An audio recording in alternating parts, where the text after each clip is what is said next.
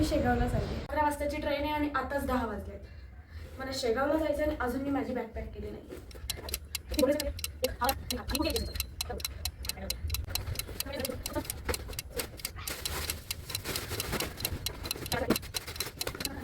हाय, माझ्या बहिणीचा बांगड्यांचा बॉक्स.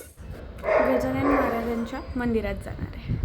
तर मग बघूया आपली सोलो ट्रिप कशी होते. मी बॅग बनली आहे.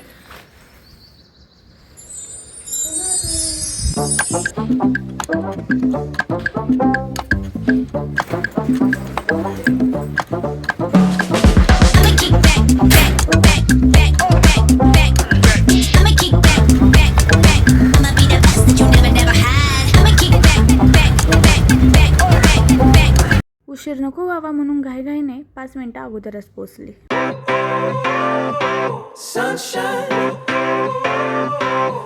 खिडकीची सीडी भेटणे इज द ब्लेसिंग. हा गोंडस पोरगा फक्त मला बघत बसलेला, गप्पा तर मारत नव्हता. त्याच्याशी मी खूप बोलायचा प्रयत्न केला पण तो बोलत नव्हता.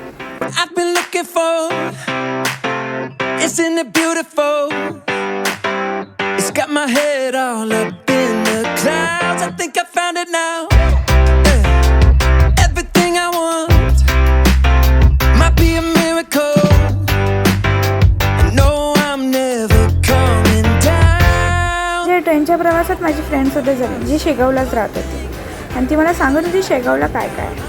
मग मी खाल्ली भेंडीची भाजी मजेत, जी माझी फेवरेट आहे. मला खूप भूक लागली होती.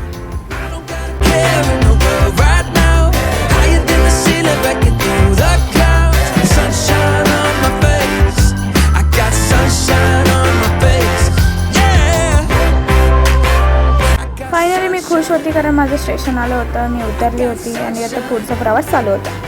रात्रीचा प्रवास केल्यामुळे आपल्याला भक्तिनिवासला राहावं लागलं, म्हणून तिथे बस आणि रिक्षा दोन्ही जात होत्या आणि तुम्ही बसने गेलात तर तिकडे फुकट होते.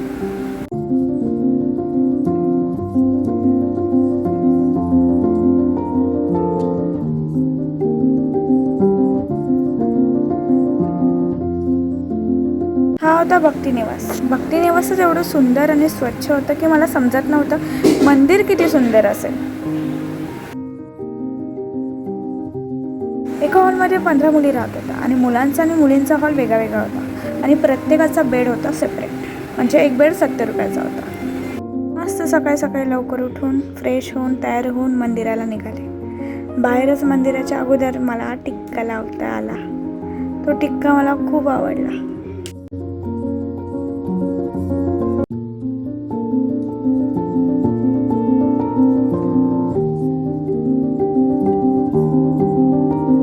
प्रसाद बघून आठवला की दर्शन झाल्यावर प्रसाद घेते. मी तर विचार करत होते आधीच घ्यावा, पण नको, शांत बसते. एकटी जात होते तर खूप खुश होते. असं वाटत होतं की मी सगळंच करू शकते. इथे चप्पल ठेवायची जागा होती. एवढं नीटनेटकं मी पहिल्यांदा बघत होते.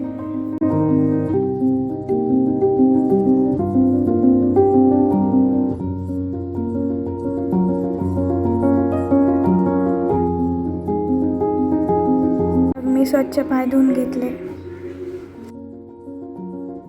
इकडे लिहिलं सुद्धा होतं की अर्ध्या तासात आपलं दर्शन होईल. लाईन एवढी नव्हती पण खूप मोठी होती. लोक जास्त नसल्यामुळे सगळी सोय छान केली होती. तिकडच्या सगळ्या मंदिरांची एवढी कोरीव काम केली होती की ती सगळी छान आणि ॲस्थेटिक वाटत होती. ते बघून आत्म्याला वेगळीच शांती मिळत होती. असं वाटत होतं इथेच बसावं, इथेच सगळं काम करावं, त्यांची सेवा करावी आणि इथेच राहावं. तिकडे सगळे एकमेकांना माऊली माऊलीच म्हणत होते. म्हणजे मी चुकून त्यांना कधी फोटो काढताना व्हिडिओ काढताना दिसली तर ते मला सांगायचे, माऊली नको, माऊली माऊली नको. मग मला खूप भूक लागली आणि तिथे महाप्रसादसुद्धा होता. तिकडची सोय खूप सुंदर आणि स्वच्छ होती. एवढं स्वच्छ सुंदर मंदिर मी पहिल्यांदा बघितलेलं.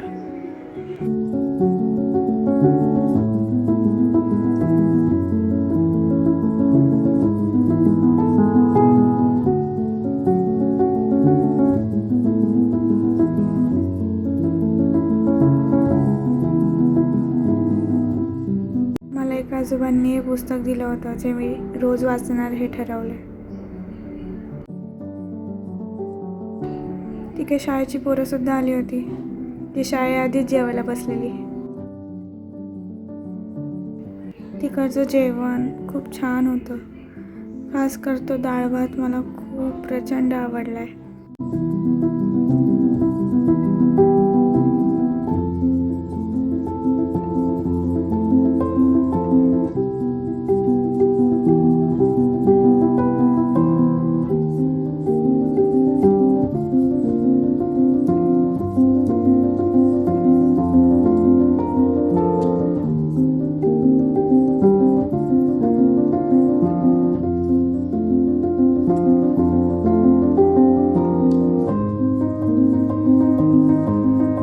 त्या मंदिराची आरतीसुद्धा मिळाली जी खूप पेसफुल होती. असा होता माझा मंदिराचा प्रवास आणि एक्सपिरियन्स खूप सुंदर होता. मंदिराच्या बाहेरच बाजार होता. मी प्रसाद घेतला आणि बाजार फिरले. खूप ऊन लागत होतं. मला माझ्या आयुष्यात अजून खूप देवस्थान फिरायचं आहे. विचार करतो आज जाऊ उद्या जाऊ पण आपण जात नाही. कधी कधी तर पैशांच्या कारणाने आपण जात नाही. पण या ट्रिपमध्ये माझे जास्त पैसे गेले नाही.